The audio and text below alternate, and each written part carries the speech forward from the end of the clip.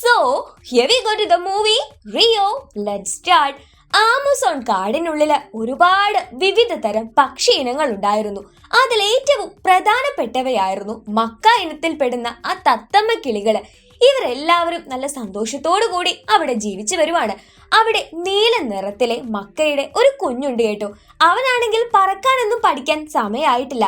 എന്നാലും പുറത്തുള്ള ഈ ആഘോഷം കാണുമ്പോൾ കൊതിയോടെ അവൻ എങ്ങനെ പുറത്തിറങ്ങി നോക്കും. അന്നും അവൻ അതേ ചെയ്തുള്ളൂ. അന്ന് ഈ പക്ഷിപിടുത്തക്കാര് വരുമെന്ന് ആരറിഞ്ഞു? ഈ മക്ക കിളിയെയും ഈ പക്ഷിപിടുത്തക്കാര് പിടിച്ചോണ്ട് പോകുവാണ്. എന്നിട്ട് ഇവരെ വിവിധ ആവശ്യങ്ങൾക്കായി പലയിടത്തേക്ക് എത്തിക്കും. നമ്മുടെ കുഞ്ഞു മക്കയെയും കൊണ്ട് ന്യൂയോർക്ക് സിറ്റിക്ക് അടുത്തുള്ള മൂൺലേക്ക് എന്ന് പറയുന്ന സ്ഥലത്ത് കൂടി പാസ് ചെയ്യുമ്പോൾ ഈ കുഞ്ഞു കിളിയുടെ കൂടെ പുറത്തേക്ക് വീണു പോകുവാണ്. അതെടുക്കുന്നത് ലിൻഡ എന്ന് പേരുള്ള ഒരു കൊച്ചു പെൺകുട്ടിയായിരുന്നു. ഇതിന്റെ നീല നിറം കണ്ടപ്പോൾ അവൾ അതിന് ബ്ലൂ എന്ന പേര് വെച്ചു. 15 വർഷങ്ങൾക്ക് ശേഷം നോക്കുമ്പോൾ ബ്ലൂവും ലിൻഡയും അത്രയ്ക്ക് ബെസ്റ്റ് ഫ്രണ്ട്സ് ആണ്. നമ്മുടെ ബ്ലൂവിന് അവാർഡൊക്കെ കിട്ടിയിട്ടുണ്ട്. കാരണം അവൻ ഈ പുസ്തകമെല്ലാം തന്നെ വായിക്കും. അതായത് അവരുടെ ഭാഷയിൽ ഇങ്ങനെ ചുമ്മാ കൊഞ്ചി വായിക്കുകയൊക്കെ ചെയ്യും. ലിൻഡയാണെങ്കിൽ ഇപ്പോൾ ഒരു ബുക്ക് ഷോപ്പ് നടത്തുവാണ് കേട്ടോ. അവിടെ അവളെ സഹായിക്കാൻ നിൽക്കുന്നതും നമ്മുടെ ബ്ലൂ തന്നെയാണ്. ഇവിടുത്തെ കസ്റ്റമേഴ്സിനൊക്കെ തന്നെ ബ്ലൂവിനെ വലിയ ഇഷ്ടമാണ്. പക്ഷെ ഒരു പ്രശ്നമുണ്ട്, നമ്മുടെ ബ്ലൂവിന് ഇതുവരെയും പറക്കാൻ അറിയത്തില്ല. കാരണം കുഞ്ഞാവുമ്പോൾ തന്നെ അവൻ ഇവിടെയാണല്ലോ, അവൻ പറക്കാൻ പഠിച്ചിട്ടില്ല. ഇതിന്റെ പേരും പറഞ്ഞ് പുറത്തുള്ള കിളികളൊക്കെ തന്നെ ബ്ലൂവിനെ കളിയാക്കും. സാധാരണ കിളികളൊക്കെ തീറ്റ തേടി കണ്ടുപിടിക്കും, നിന്റെ തീറ്റതേ ഫ്രണ്ടിലോട്ട് വരും എന്നൊക്കെ പറയും. ഒരു ദിവസം ലിൻഡയെ കാണാനായിട്ട് ബ്രസീലിയൻ പക്ഷി ശാസ്ത്രജ്ഞനായിട്ടുള്ള ട്യൂലിയോ വരുവാണ്. ട്യൂലിയോ വന്നിരിക്കുന്നത് ബ്ലൂവിനെ കാണാനായിട്ടാണ് ശരിക്കും. അതായത് ബ്ലൂവിന്റെ വംശത്തിലെ അവസാനത്തെ ആൺകിളിയാണത്രേ അവൻ. ഇവരുടെ കയ്യില് ഈ ഒരു ബ്ലൂ മക്കയിൽപ്പെട്ട പെൺകിളിയുണ്ട്. അപ്പൊ ഇവര് രണ്ടുപേരെയും മെയ്റ്റ് ചെയ്യിപ്പിച്ച് വംശനാശം സംഭവിക്കുന്നതിന് മുൻപായിട്ട് ഇവരുടെ കുഞ്ഞുങ്ങളെ ഉണ്ടാക്കിയെടുക്കണം. അതിന് ലിൻഡ സഹകരിക്കുമോ എന്നറിയാൻ വേണ്ടിയാണ് ടുലിയോ ഇങ്ങോട്ട് വന്നിരിക്കുന്നത്. ബൈ ദ ബൈ, ഒന്നും തോന്നരുത്, ഇവന് ശരിക്കും പറക്കാൻ കൂടി അറിയില്ല. പിന്നെ ബ്രസീലിലേക്ക് ഇവിടെ നിന്ന് വരിക എന്നൊക്കെ പറഞ്ഞ ബുദ്ധിമുട്ട്, അത് നടക്കില്ല എന്ന് പറയാണ് ലിൻഡ. പക്ഷെ നിങ്ങളിതിന് സമ്മതിക്കണം എന്ന് പറഞ്ഞ് ടുലിയോ ഇവിടെ നിന്ന് പോയപ്പോ തൊട്ട് ലിൻഡ ആലോചിച്ചു, ശരിയാണല്ലോ എന്ന് പറയാണ്. ബ്ലൂ ആവട്ടെ, എന്തായാലും നാളെ ഞാനൊരു പെൺകിളിയെ കാണാൻ പോകുവാണ്, പറക്കാനെങ്കിലും പഠിച്ചേക്കാം എന്ന് വിചാരിച്ച പുസ്തകമൊക്കെ എടുത്ത് എയറോ ഡൈനാമിക്സ് ഒക്കെ നോക്കി പറക്കാൻ പഠിക്കുമ്പോൾ ലിൻഡ അവിടേക്ക് വന്നു. ഏയ്, നീ എന്തിനാ അങ്ങനെ വിഷമിക്കുന്നത്? ഞാനല്ലേ നിന്റെ കൂടെ, നമ്മൾ എന്തായാലും നാളെ പോയി പെട്ടെന്ന് തന്നെ തിരിച്ചു വരും എന്നൊക്കെ പറഞ്ഞ് അവനെ സമാധാനിപ്പിക്കുകയാണ് ലിൻഡ. പിറ്റേ ദിവസം തന്നെ ടുലിയോടൊപ്പം ലിൻഡയും ബ്ലൂവും ബ്രസീലിലേക്ക് യാത്രയാകുവാണ്. അവിടെ കാർണിവൽ നടക്കുന്ന സമയമാണ് കേട്ടോ. ബ്ലോക്കിൽ പെട്ട് കിടക്കുന്ന സമയത്ത് കാർണിവലിലെ ഓരോ വസ്ത്രങ്ങളൊക്കെ കണ്ട് ലിൻഡ വരെ അത്ഭുതപ്പെട്ടു പോകുന്നുണ്ട്. പെണ്ണുങ്ങൾ ഇങ്ങനെയൊക്കെ ഡാൻസ് ചെയ്യോ എന്നൊക്കെ ചോദിച്ചിട്ട്. അന്നേരമാണ് കൂട്ടിൽ കിടക്കുന്ന ബ്ലൂവിനടുത്തേക്ക് നിക്കോ പെഡ്രോ എന്ന് പേരുള്ള 2 കിളികൾ വരുന്നത്. ഓ, നിന്നെ ഇവര് പിടിച്ചോണ്ട് പോകുവാണോ? ഞങ്ങൾ രക്ഷപ്പെടുത്തണോ എന്നൊക്കെ അവർ ചോദിക്കുമ്പോൾ, ഇല്ല, എന്റെ ഓണറാ ഫ്രണ്ടിൽ ഇരിക്കുന്നേ, ഞാനൊന്ന് പെണ്ണ് കാണാൻ പോകുക എന്ന് ബ്ലൂ പറയുന്നു. ഓ, പെണ്ണ് കാണാനോ? ഓൾ ദി ബെസ്റ്റ് എന്ന് അവർ പറയാണ്. അങ്ങനെ ബ്ലൂവിനെയും ലിൻഡയെയും കൊണ്ട് ടുലിയോ റിയോയിലുള്ള അവരുടെ തന്നെ ഒരു പക്ഷികളുടെ ഹോസ്പിറ്റലുണ്ട്, അവിടേക്ക് വരെയാണ്. പക്ഷിപിടുത്തക്കാരുടെ കയ്യിൽ നിന്ന് രക്ഷപ്പെടുത്തിയ കിളികളാണ് ഇവിടെയുള്ളത് എന്ന് ടുലിയോ പറയുന്നു. ശേഷം ബ്ലൂവിന്റെ മെയ്റ്റിന്റെ കൂട്ടിലേക്ക് അവനെ പറഞ്ഞയക്കുകയാണ്. ബ്ലൂവിനാണെങ്കിൽ പറക്കാൻ പോലും അറിയില്ല. പിന്നെ അവൻ ആകെ ചമ്മലാണ്. ആ കൂട്ടിലേക്ക് കടന്നപ്പോഴാണ് ജുവലിനെ നമ്മുടെ ബ്ലൂ കാണുന്നത്. കാണാൻ അതിസുന്ദരിയായിരുന്നെങ്കിലും ആള് ഭയങ്കര അലമ്പായിരുന്നു. ബ്ലൂവിനെ കണ്ടതും അവനെ കൊത്താൻ തുടങ്ങി. ഇത് ഇവിടെ നിന്ന് ഒരു CCTV വഴി നമ്മുടെ ലിൻഡയും ടുലിയോ ഇരുന്ന് കാണുന്നുണ്ട് കേട്ടോ. തന്റെ കുഞ്ഞിനെ ആ പെൺപക്ഷി ഇപ്പൊ കൊത്തിപ്പറിക്കുമല്ലോ എന്ന് പറഞ്ഞിട്ട് ലിൻഡ ടുലിയോട് പരാതി പറയുമ്പോൾ, അവരെ അടുക്കുമല്ലേ, നീ അതൊന്നും നോക്കിയിരിക്കാതെ നമുക്കൊരു കാര്യം ചെയ്യാം, അവർക്കൊന്ന് മൂഡ് ക്രിയേറ്റ് ചെയ്ത് കൊടുക്കുക എന്ന് പറഞ്ഞ് അവിടെ ലൈറ്റിംഗ് സെറ്റപ്പ് ഒക്കെ ആക്കിയിട്ട് നമുക്ക് ചുമ്മാ അവരെ ഒളിഞ്ഞു നോക്കണ്ട എന്ന് പറഞ്ഞ് ലിൻഡയെ കൂട്ടിക്കൊണ്ട് ടുലിയോ പുറത്തോട്ട് ഇറങ്ങുകയാണ്. എന്നിട്ട് കാർണിവൽ കാണാമെന്നും പറയുന്നുണ്ട്. ഈ സമയത്ത് ജുവൽ ആവട്ടെ ഇവിടെ നിന്ന് രക്ഷപ്പെടാനായിട്ടായിട്ടുള്ള പരിപാടി നോക്കുകയാണ് കേട്ടോ. പുറത്ത് ഇവരെ നോക്കാൻ ഏൽപ്പിച്ചിട്ടുണ്ടായിരുന്ന ആ ഒരു സെക്യൂരിറ്റിയെ ഇവിടെ തന്നെയുള്ള നൈജൽ എന്ന് പേരുള്ള ഒരു പക്ഷി വന്ന് അവനെ ഒരു ബോധം കെടുത്തി വീഴ്ത്തിയതിന് ശേഷം ഇവിടേക്ക് ആൾക്കാരെ കടത്തിവിടാണ്. ജുവൽ ആവട്ടെ ഇവിടെ നിന്ന് രക്ഷപ്പെടാനായിട്ട് നോക്കിക്കൊണ്ടിരിക്കുന്ന സമയത്ത് ബ്ലൂ ആണെങ്കിൽ പറയുന്നുണ്ട്, കൂട്ടിനകത്ത് ഇരിക്കുകയല്ലേ ഏറ്റവും സേഫ് എന്ന്. നിനക്കതായിരിക്കാം സേഫ്, എനിക്ക് ഏറ്റവും ഇഷ്ടം ആമസോൺ കാടിനുള്ളിലേക്ക് പോകണം, എന്നിട്ട് കൊതി തീരെ പറന്ന് നടക്കണം, എനിക്ക് കൂടിനകത്ത് ഇരിക്കുന്നത് ഇഷ്ടമല്ല എന്ന് പറയുന്നു. പക്ഷെ ഇവരെ രണ്ടുപേരെയും ആരും പിടിച്ചോണ്ട് പോയി. ലിൻഡയും ടുലിയോയും അവിടെ ഇരുന്ന് ഭക്ഷണം കഴിച്ചുകൊണ്ടിരിക്കുകയാണ്. കാർണിവലിന്റെ വിശേഷങ്ങളും കാര്യങ്ങളും ഒക്കെയാണ് ടുലിയോ പറഞ്ഞുകൊണ്ടിരിക്കുന്നത്. അപ്പോഴാണ് അവനൊരു കോൾ വരുന്നത്. മറ്റൊന്നും ആയിരുന്നില്ല, കിളികളെ ആരോ പിടിച്ചോണ്ട് പോയി എന്നതായിരുന്നു ആ ഒരു വാർത്ത. ഇത് കേൾക്കേണ്ട താമസം ലിൻഡ ഇരുന്ന് കരച്ചിലോട് കരച്ചില്. എന്റെ ബ്ലൂവിനെ ഞാൻ ഇങ്ങോട്ട് കൊണ്ടുവരാൻ പാടില്ലായിരുന്നു, നിങ്ങളുടെ കാരണം ഇതൊക്കെ സംഭവിച്ചെന്ന് ടുലിയോട് അവള് ദേഷ്യം പിടിച്ച് പറയാണ്. എന്നാൽ ഇവർക്ക് ഒരു വിത്തും പേരും കിട്ടുന്നുണ്ടായിരുന്നില്ല, പോലീസിന് പോലും. ഇവരെ പിടിച്ചോണ്ട് പോയത് ഫെർണാണ്ടോ എന്നു പേരുള്ള ഒരു 10 വയസ്സുകാരൻ പയ്യനായിരുന്നു. മാർസൽ എന്ന് പറയുന്ന പക്ഷി കള്ളക്കടത്തുകാരനുണ്ട്. അവരുടെ കയ്യിൽ ഈ പിടിച്ചോണ്ട് പോയ കിളികളെ കൊടുത്തു കഴിഞ്ഞാൽ പൈസ കിട്ടും. അപ്പൊ പൈസയ്ക്ക് അത്യാവശ്യമായിട്ടാണ് ഫെർണാണ്ടോ ഇങ്ങനെ ചെയ്യുന്നത്. നമ്മുടെ ജുവൽ ആവട്ടെ ചത്ത് കിടക്കുന്ന പോലെ അഭിനയിച്ച് ഇവിടെ നിന്ന് രക്ഷപ്പെടാൻ നോക്കിയപ്പോൾ നൈജൽ വീണ്ടും അവളെ പിടിക്കുകയാണ്. അങ്ങനെ വീണ്ടും കിളികളെ കൂട്ടിലാക്കിയതിന് ശേഷം ഒരു പ്രത്യേക റൂമുണ്ട്, അവിടേക്ക് കൊണ്ടുപോയി വിടാൻ പറയുന്നു. ഫെർണാണ്ടോ അവിടെ പോയി നോക്കുമ്പോൾ ഇവരെ പോലെ തന്നെ പ്രഷ്യസ് ആയിട്ടുള്ള ഒരുപാട് കിളികൾ അവിടെ ഉണ്ടായിരുന്നു. ഇവര് അതുങ്ങളെ ഉപദ്രവിക്കുമെന്ന് ഫെർണാണ്ടോയ്ക്ക് മനസ്സിലായി. താൻ ചെയ്തത് ഒരു വലിയ തെറ്റാ, ആ കിളികളുടെ ജീവിതം താൻ നശിപ്പിച്ചല്ലോ എന്നോർത്ത് ഫെർണാണ്ടോ നല്ല രീതിയിൽ സങ്കടപ്പെടുന്നുണ്ട്. അവരെ മോചിപ്പിക്കാൻ അവസരം കിട്ടിയാൽ അത് ചെയ്യുമെന്നും അവൻ തീരുമാനിക്കുന്നു. അങ്ങനെ രാത്രിയില് തന്റെ കൂട്ടാളികളോട് ഇവരെ നോക്കാനായി ഏൽപ്പിച്ച് മാർസൽ ഇവിടെ നിന്ന് പോകുന്നു. നൈജലിന് ഫുഡ് കൊടുക്കാനും പറയുന്നുണ്ട്. അവന്മാരുറങ്ങിയ സമയത്ത് നൈജൽ ആവട്ടെ ഈ പക്ഷികളുടെ അടുത്തേക്ക് വരികയാണ്. എന്നും ഇവിടെ വന്ന് ചെറുതായിട്ടൊന്ന് ഹീറോ കളിച്ചില്ലെങ്കിൽ നൈജലിന് ഉറക്കം വരില്ല. ഈ സൗന്ദര്യമുള്ള കിളികളെ കാണുന്നതേ എനിക്ക് വെടക്ക് ദേഷ്യമാണ്. കാരണം ഞാൻ പണ്ട് നല്ല ഹീറോ ആയിരുന്നു, പിന്നീട് എൻ്റെ നഖങ്ങൾ കൂർത്തു, കൊക്കു കൂർത്തു എന്നൊക്കെ പറഞ്ഞ് എനിക്ക് സൗന്ദര്യമില്ല എന്ന് പറഞ്ഞിട്ടാ TV ഷോയിൽ നിന്ന് എന്നെ പറഞ്ഞയച്ചത്. അതിൽ പിന്നീട് എനിക്ക് സൗന്ദര്യമുള്ള കിളികളെ ഇഷ്ടമേ അല്ല എന്നൊക്കെ പറഞ്ഞ് അവൻ ഇവിടെ നിന്ന് പോകുന്നു.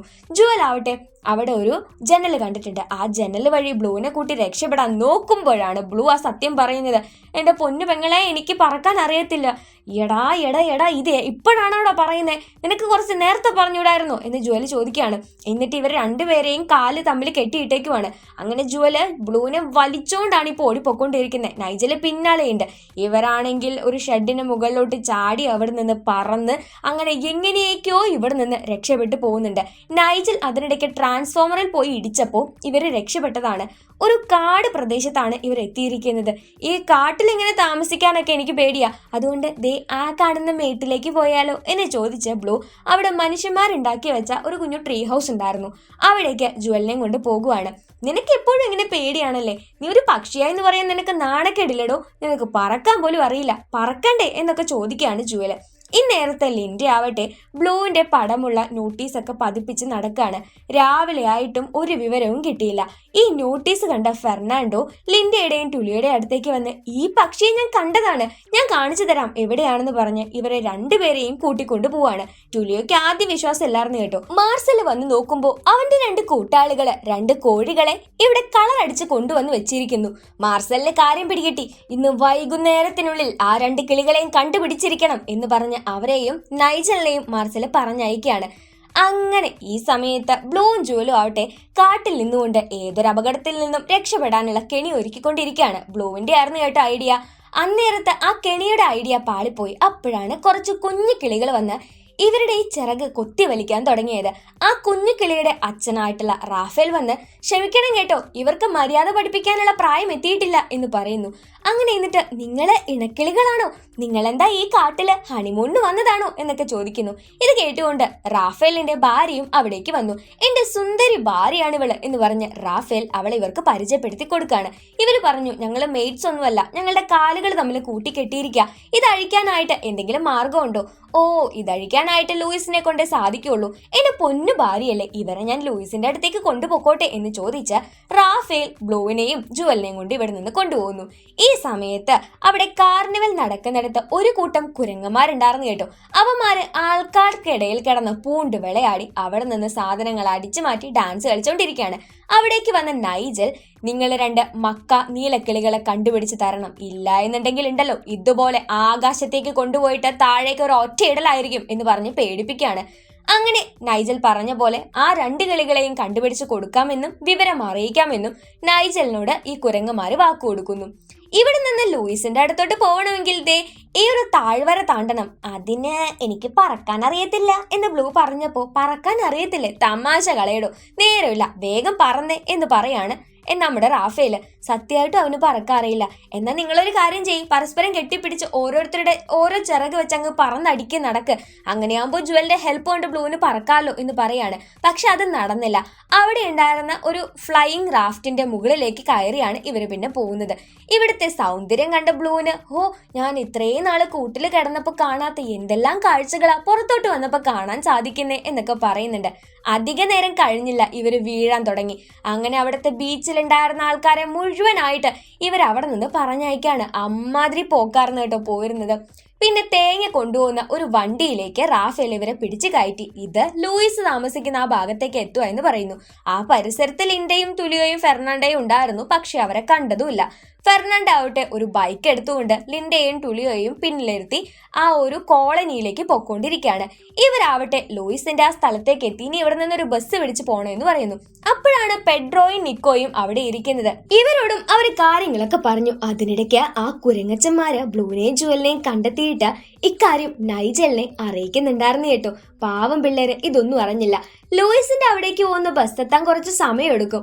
അതുവരെ നമുക്ക് പക്ഷികളുടെ DJ ഡാൻസിലേക്ക് കടക്കാമെന്ന് പറഞ്ഞ് റാഫേൽ ഇവരൊരിടത്തേക്ക് കൊണ്ടുപോയി. അവിടെ ടോക്കോ ടോക്കോ ഡാൻസ് ആയിരുന്നു കളിച്ചുകൊണ്ടിരുന്നത്. ജുവലാവട്ടെ കുറെ നാളുകൾക്ക് ശേഷം എന്ത് രസമാവിടെ, എന്തൊരു സന്തോഷമായെന്ന് പറഞ്ഞ് ഡാൻസ് കളിക്കാൻ തുടങ്ങി. അവളുടെ ഒരു കാട്ടിക്കൂട്ടൽ കണ്ടപ്പോ ബ്ലൂവിനും വലിയ സന്തോഷമാവുന്നുണ്ട്. റാഫേൽ പറഞ്ഞു, ബ്ലൂ നീ പോയിട്ട് അവളെ ഇപ്പൊ പ്രപ്പോസ് ചെയ്യ്. പക്ഷെ അതിനൊന്നും നേരം കിട്ടിയില്ല. അപ്പോഴേക്ക് ആ കൊള്ളക്കൊരങ്ങന്മാര് ഇവിടേക്ക് കടന്നു വരികയാണ്.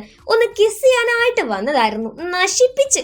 അങ്ങനെ ഇവരോട് എത്രയും പെട്ടെന്ന് കീഴടങ്ങ് എന്ന് ആ കുരങ്ങന്മാര് പറഞ്ഞപ്പോ, അങ്ങനെ അങ്ങ് പോയാലോ, ഞങ്ങളുടെ കൂട്ടുകാരെ നിങ്ങളൊന്ന് തൊടണമെങ്കിൽ ഞങ്ങളുടെ നെഞ്ചത്ത് ചവിട്ടിയിട്ട് വേണമാ എന്ന് പറഞ്ഞിട്ട് അവിടെയുള്ള കിളികള് കുരങ്ങന്മാരായിട്ട് അടിക്കാൻ തുടങ്ങി. അവിടുത്തെ നേതാവായ കൊക്കണ്ണൻ ഇവരെ നേരെ കൊണ്ടുപോയിട്ട് ലൂയിസിന്റെ അവിടേക്ക് പോകുന്ന ആ ബസ്സിലേക്ക് കയറ്റി വിടുകയാണ്. ഇന്നേരത്ത് ഫെർണാണ്ടോ ഈ സ്ഥലത്തേക്ക് വന്ന് നോക്കുമ്പോൾ അവിടെ കിളികളെ കാണുന്നില്ല. നമ്മുടെ ലിൻഡയെയും ടുലിയെയും ഒളിപ്പിച്ച് നിർത്തി ഫെർണാണ്ടോ കാര്യങ്ങൾ അന്വേഷിക്കാൻ പോകുന്നു. ഇവിടുത്തെ കിളികളെയൊക്കെ മാറ്റിയിരിക്കുകയാണ്. ഇന്ന് വൈകുന്നേരം കാർണിവൽ ഫെസ്റ്റ് നടക്കുന്ന സമയത്ത് അതിലൂടെ വണ്ടിയിൽ ഞങ്ങൾ പാസ് ചെയ്യും, എന്നിട്ട് ഈ കിളികളെ ഇവിടെ നിന്ന് കൊണ്ടുപോകും എന്നൊക്കെ പറയുന്നു. ഫെർണാണ്ടോ അവരുടെ കൂടെ ബുദ്ധിപൂർവ്വം ചേർന്നു.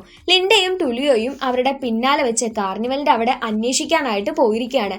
ഇവിടെ നമ്മുടെ കുരങ്ങന്മാരോട് അന്വേഷിച്ചിട്ടാണെങ്കിൽ അവർ എവിടേക്കാണ് ആ കിളികൾ കടത്തിയതെന്ന് പറഞ്ഞു കൊടുക്കാനായിട്ട് കുരങ്ങന്മാർക്കാവുന്നില്ല. നൈജൽ സ്വന്തമായിട്ട് കണ്ടുപിടിക്കാനായി പോകുന്നു. ഈ ബസ്സിലിരിക്കുമ്പോൾ നല്ലൊരു അറ്റ്മോസ്ഫിയർ ആയിരുന്നു കേട്ടോ.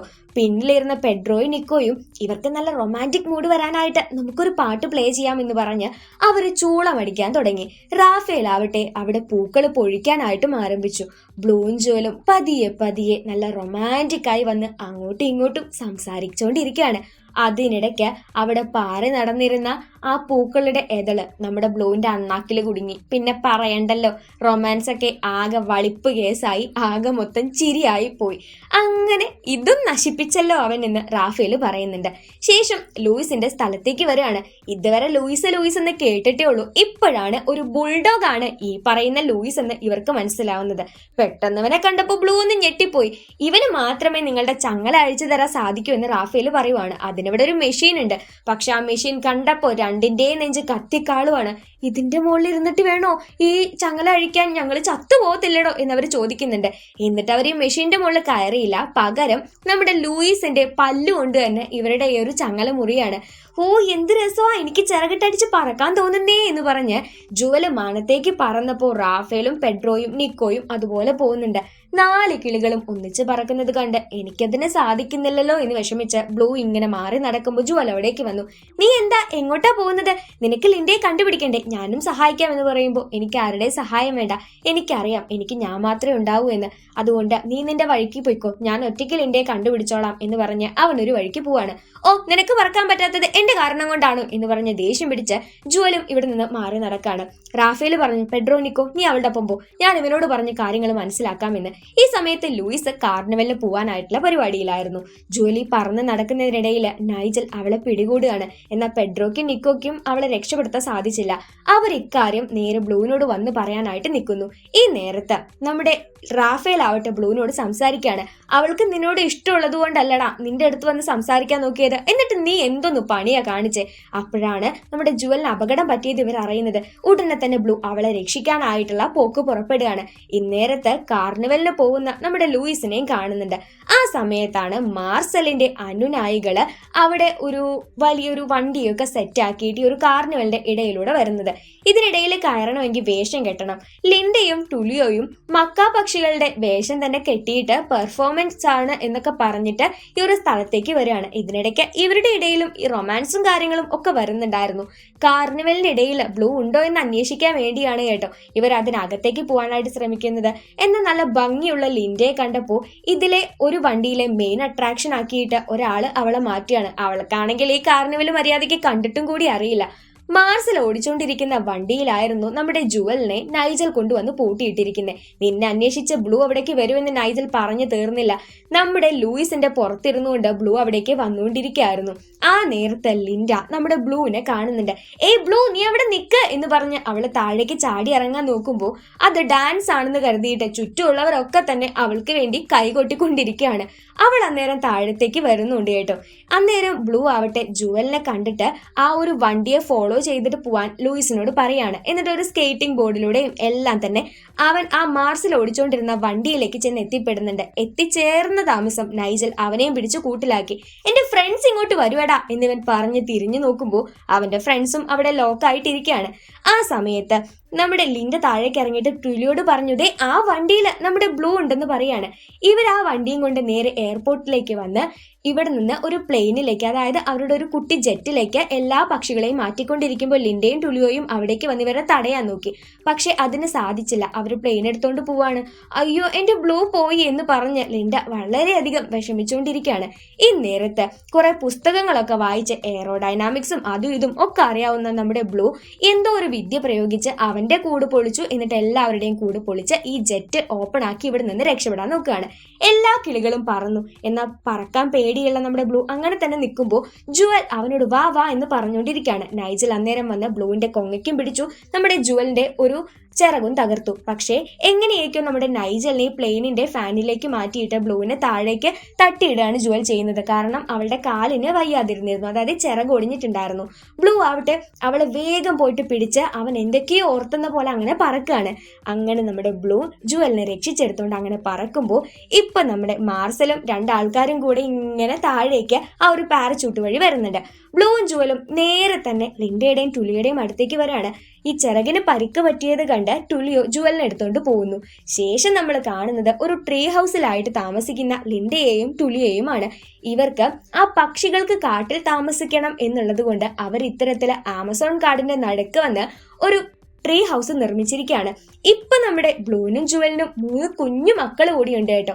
പണ്ട് എങ്ങനെയായിരുന്നു ആമസോൺ കാടിനകത്ത് ഈ കിളികളെല്ലാം സന്തോഷമായിട്ട് ജീവിച്ചിരുന്നത്, അതുപോലെ തന്നെയാണ് ഇവരും ഇപ്പോൾ അവിടെ നല്ല സന്തോഷമായിട്ട് ജീവിക്കുന്നത്. ഇത്തരത്തിലെ ഒരു ഹാപ്പി ആയിട്ടുള്ള സീനോട് കൂടിയാണ് 2011 പുറത്തിറങ്ങിയ റിയോ എന്ന ഈ ഒരു മനോഹരമായിട്ടുള്ള മൂവി അവസാനിക്കുന്നത്. സോ ഒരു വിഷ്വൽ മാജിക് എന്നൊക്കെ പറയാൻ പറ്റുന്ന സിനിമയാണ്. കാരണം ഒരുപാട് കളർഫുൾ ആണ് ഈ ഒരു സിനിമ. ഈ പക്ഷികളുടെ ഈ ഒരു സെക്ഷനൊക്കെ വരുമ്പോഴായാലും എല്ലാം കൊണ്ടും നല്ല കളർഫുൾ ആയിട്ടുള്ള ഒരു മൂവിയാണ് കേട്ടോ. പിന്നെ ഈ ഒരു മൂവിയിൽ നിന്ന് നമുക്ക് കിട്ടുന്ന പാഠം എന്ന് പറയുന്നത്, നമ്മുടെ റിയോയ്ക്ക് പറക്കാൻ ഭയങ്കര പേടിയായിരുന്നു അല്ലേ, പക്ഷെ ഒരു സമയം വന്നപ്പോൾ അവനത് സാധിച്ചു എന്നുള്ളതാണ്. ഉള്ളിൻ്റെ ഉള്ളിൽ എല്ലാവർക്കും കഴിവുകൾ ഉണ്ടായിരിക്കും, പക്ഷെ അത് പുറത്തേക്ക് വരണമെങ്കിൽ നമുക്കൊരു പ്രഷർ അല്ലെങ്കിൽ ഒരു ഫോഴ്സ് നമ്മളിലേക്ക് എത്തണം. അത്രയ്ക്ക് ഭയങ്കരമായിട്ടുള്ള വൾണറബിൾ ആയിട്ടുള്ള കണ്ടീഷൻസ് വരുമ്പോഴാണ് നമ്മുടെ ഉള്ളിൻ്റെ ഉള്ളിൽ ഉണ്ടാവുന്ന ആ ഒരു ജന്മനായിട്ടുള്ള കഴിവില്ല, അതായത് ജന്മസിദ്ധമായിട്ടുള്ള കഴിവ് എന്നൊക്കെ പറയില്ലേ, അത് പുറത്തേക്ക് വരുള്ളൂ. അപ്പൊ അതിന് പാകത്തിനുള്ള ഒരു ഫോഴ്സ് കിട്ടിക്കഴിഞ്ഞാൽ, നമ്മളെ തള്ളാനായിട്ട് ഒരാളുണ്ടായി കഴിഞ്ഞാൽ ഈസി ആയിട്ട് അത് പുറത്തേക്ക് വരും എന്നുള്ളതാണ്. പക്ഷേ ആദ്യം നമ്മളെ പ്രഷർ ചെയ്യേണ്ടത് ആര് തന്നെയാണ്? നമ്മൾ തന്നെയാണ്. നമ്മുടെ ഉള്ളിൽ ഒരു കഴിവുണ്ടോ അതിനെ പുറത്തേക്ക് കൊണ്ടുവരണോ ആദ്യം നമ്മൾ വിചാരിക്കണം, എന്നിട്ടേ കാര്യമുള്ളൂ കേട്ടോ. ബ്ലൂവിന് പറക്കാൻ പറ്റുമെന്ന് അവൻ അറിയാം, പക്ഷേ അവനതിനെ ശ്രമിക്കാത്തത് കൊണ്ടായിരുന്നു എന്നെ കൊണ്ട് പറ്റത്തില്ല, എല്ലാ പക്ഷികളും പറക്കുന്ന ഒന്നും അല്ലല്ലോ എന്ന മട്ടില് അവൻ തന്നെ ഇങ്ങനെ പിന്നോട്ട് തിരിഞ്ഞു വരികയായിരുന്നു. പിന്നീട് ജുവലിനെ രക്ഷിക്കണം എന്നുള്ളത് കൊണ്ട് തന്നെ അവനിങ്ങനെ മനസ്സിലോർത്തു, പണ്ട് കുഞ്ഞായിരുന്ന സമയത്ത് അവൻ പറക്കാൻ പഠിച്ചിരുന്നു. പഠിക്കുക എന്ന് വെച്ചാൽ ആ കുഞ്ഞാവുമ്പോൾ പറക്കാൻ ശ്രമിച്ചിരുന്നു. അക്കാര്യം ഓർത്ത് അവൻ പറന്നപ്പോൾ അത് സാധിക്കുകയാണ് ചെയ്തത്. സോ അത് തന്നെയാണ്, നമ്മുടെ ഉള്ളിൽ നമുക്ക് എന്തെങ്കിലും കഴിവുണ്ടെങ്കിൽ അത് പുറത്തേക്ക് കൊണ്ടുവരാനായിട്ട് നമ്മൾ തന്നെ ഒരു പ്രഷർ ആദ്യം കൊടുക്കണം. പിന്നെ സാഹചര്യങ്ങളും നമ്മുടെ കൂടെ നിന്നോളും. സോ വീഡിയോ ഇഷ്ടപ്പെട്ടു എന്ന് വിചാരിക്കുകയാണ്. ഇഷ്ടപ്പെട്ടുവെങ്കിൽ നിങ്ങൾ ലൈക്ക് ചെയ്യാൻ മറക്കരുത് കേട്ടോ. അതുപോലെ തന്നെ ചാനൽ സബ്സ്ക്രൈബ് ചെയ്യാതെ വീഡിയോ കാണുന്ന കൂട്ടുകാരുണ്ടെങ്കിൽ ദയവായി ഇപ്പൊ തന്നെ ചാനൽ സബ്സ്ക്രൈബ് ചെയ്ത് വെക്കുന്ന കാര്യം ഒന്ന് പരിഗണിച്ചേക്കുക. വീഡിയോയെ കുറിച്ചുള്ള അഭിപ്രായങ്ങളും നിങ്ങളുടെ നിർദ്ദേശങ്ങളും എല്ലാം തന്നെ കമന്റ്സ് ആയിട്ട് അറിയിക്കുക. റിയോ മൂവി നിങ്ങൾ മുൻപ് കണ്ടിട്ടുണ്ടായിരുന്നോ? ഇഷ്ടപ്പെട്ടോ? ജസ്റ്റ് അതൊക്കെ ഒന്ന് പറയാട്ടോ. സോ സ്കൂളിൽ പോയിട്ട് എന്തൊക്കെ ഉണ്ടായിരുന്നു വിശേഷങ്ങൾ? ഇപ്പോൾ ക്ലാസ് ഒക്കെ തുടങ്ങിയല്ലോ, അക്കാര്യങ്ങളൊക്കെ നിങ്ങൾ കമന്റ്സ് ആയിട്ട് പറഞ്ഞോളൂ. നമുക്ക് ഇന്ന് അടുത്തൊരു അടിപൊളി മൂവി ആയിട്ട് വീണ്ടും കാണാം. അതുവരെയൊക്കെ സേഫ് ആയിട്ട് ഹാപ്പി ആയി തന്നെ ഇരിക്കാം. അപ്പോൾ ടാറ്റ ബൈ.